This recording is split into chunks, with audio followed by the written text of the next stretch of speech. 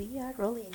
Good morning. Welcome back to the conversation. This is Midlife Crisis Activities. This is our lifestyle and pop culture webcast, our daily shout out to the world. I'm your host, Patrick Russell, and over there is my very vivacious producer, Veronica.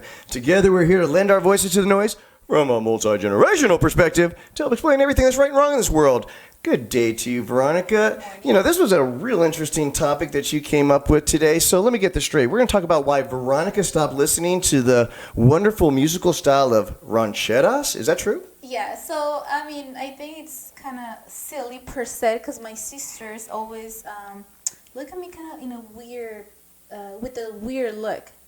You don't listen to rancheras, and right away they assume that I'm a fresa, right? Is that what this is? It's because now they think that you look down upon them because of what? What's wrong with the rancheras' beautiful musical style? I mean, it's an acquired taste, but there's some times where I blare it off. I mean, it's on my playlist somewhere. Well, you don't listen to rancheras, don't lie. Not very often, but every once in a while, you know? I actually, when you're in the right part of town.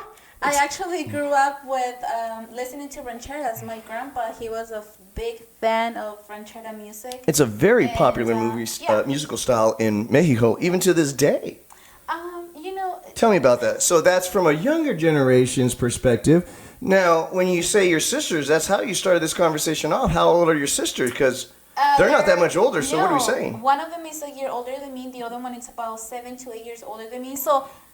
And apparently they listen to a healthy dose of rancheras. Yeah, and I'm not saying that I don't like rancheras. I actually like rancheras, and I grew up with rancheras. The only thing that changed, I think, is marrying you and marrying someone that doesn't listen to Spanish music. Right. If you notice, obviously you do, ever since we started dating, ever since we started, we lived together, I don't watch Spanish songs. No, we don't watch novellas, right?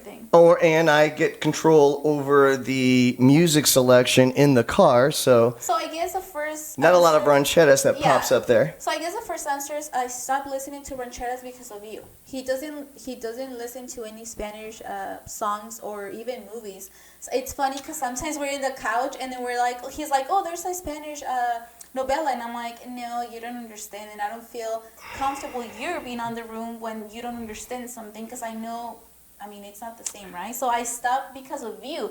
He is the reason why I don't like rancheras. Well, not that I don't like, let me correct myself, that I don't listen to rancheras or any Spanish music. So first, you're blaming me. That ends up being the answer to the topic question. Great, good to know. Second, how dare you?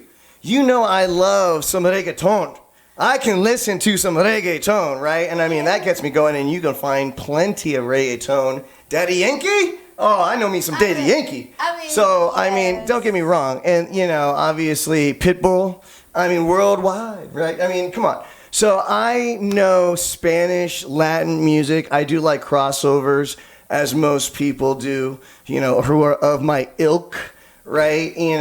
Probably about Selena. The original Selena is about as far back as I'd like to go as far as how rancheras I'd like my music to be, But you even... Yeah, exactly what? What I screw up? No, he even get excited with Selena Gomez comes with the Spanish music. I do. I feel like I'm so multicultural when I listen to her then. So I don't know if you guys experience the same thing, but when you marry someone that doesn't have the same culture, because it's about culture music, right? Yes. He got me into his music with, he has a very good taste of music. Oh, so, thank you so much. No one else would agree with you, but yes. Thank you for saying so on tape. Ever since I started dating you, I don't listen to Spanish music, and that's kind. I guess that's kind of people kind of blend into it, right? Absolutely. So now, okay, very good. So I introduced you, I guess, not so much to a new class of music, but I'm basically listening to what's new out there, and there's a lot of curse words, right? And there's a lot of negative words. Let's call it what it is.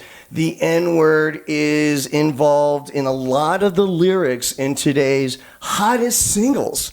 And we listen to the explicit versions in most cases. I find the radio versions not to hit me in the same vibe as what I think the intended version of the song was meant to be. Yeah. How it was meant to be consumed. And so I take it for what it was supposed to be, and that would include the bad words. Now, from your standpoint, from a younger generation's perspective, how do you feel about how prevalent the words, like the ones I will say, There's 4 things that we stay away from, right? Even as business owners or the directions of the show or just in person, right? On a personal level.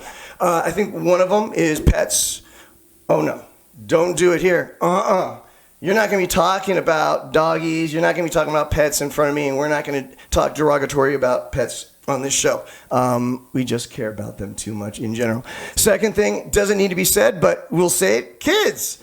We're children. Anything derogatory, there's nothing funny about it, and there's nothing okay about it, so that comes in at number 2. 3, the N-word, right? I think it goes without saying that the N-word, for all the obvious reasons, is just something that we're going to stay away from, and we'll come back to that as far as it's what it means in songs that we like. Now, 4, a little less known word, but still just as I think socially unacceptable for a lot of reasons, is the K word, right? Something that I would suggest, yes, I'm not tricking you, it's what you think it is. N would be, the derogatory term for, let's say, the blacks or African Americans. And then the K word would be what you think it is. It would be the derogatory term for the Jewish person, or Jewish American. So it's those 4.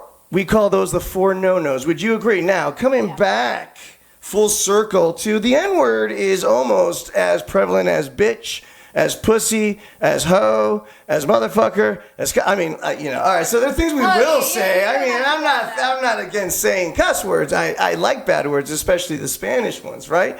Coger, is one of my favorites, right? So I don't think he knows what that means, but yeah, you're right. The flashcard. Let me go grab my flashcards real quick. If you have kids watching this, please just cover their ears. But adult and it's funny because you and I are saying like, oh, we wouldn't say those words, but and then if we listen to music and if your kids or even yourself listen to songs, I want to say that 90% of the songs, they come with aggressive words, they come with sex words, and we listen to them. So by us pretending that we don't like that idea, or we don't care what they said, it will be being a hypocrite. No.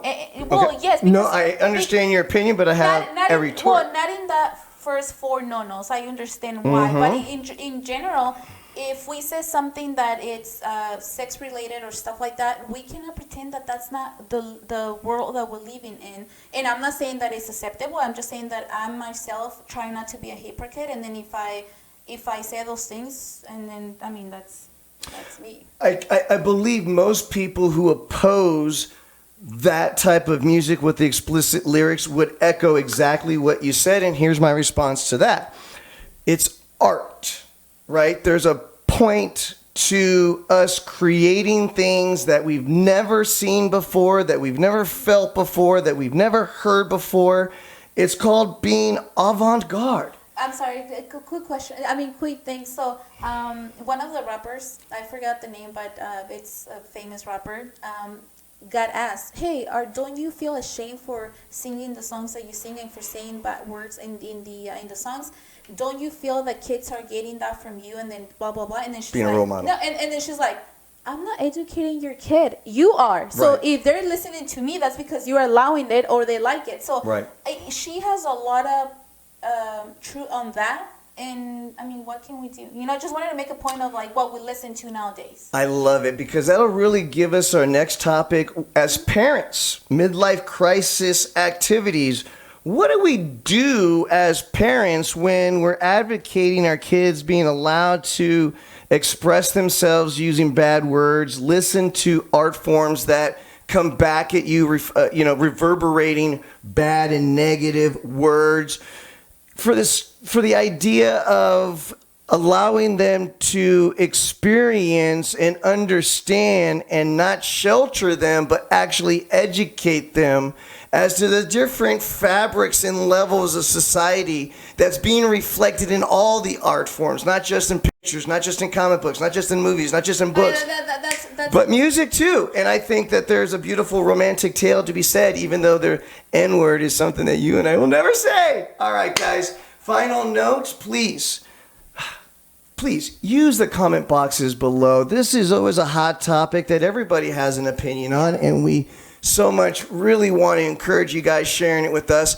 It'll make the show a whole lot more fun, guys. Please remember, whatever comes your way today, whatever obstacles or challenges that you may face, you just need to remember one thing. Give 'em Give them hell. hell. Have a great day, guys. We'll see you tomorrow.